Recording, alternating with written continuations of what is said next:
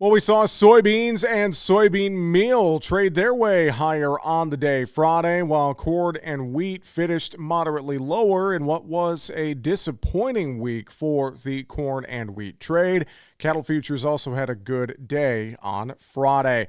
You're listening to the American Ag Network. I'm Jesse Allen with this closing market update for Friday, April 10th.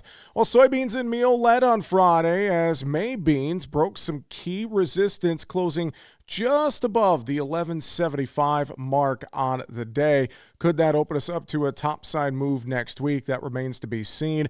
Corn and wheat ending with mixed to lower activity. Kind of a disappointing week overall in the corn and wheat trade as we did finish lower on the week.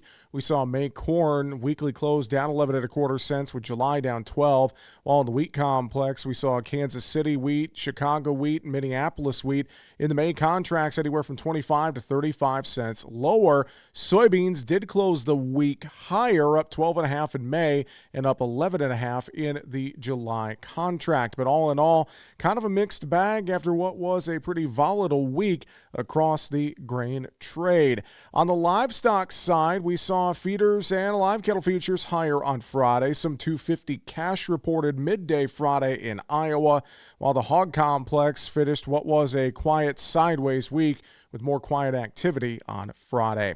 Final numbers in the grains: May corn down 3 at 441. May soybeans up 10.5, 1175 at 3/4. Chicago wheat for July down 4 1/4, 580 and 3/4. July Kansas City wheat down 3/4 of a penny at 605. Minneapolis wheat for July down 6 3/4 Friday, 627 even. On the livestock side, April live cattle up 2 at 251.77. April feeders up 162, 374.15. April lean hogs up a nickel at 90.72. That's a recap of how the markets closed on Friday, April 10th for the American Ag Network. I'm Jesse Allen.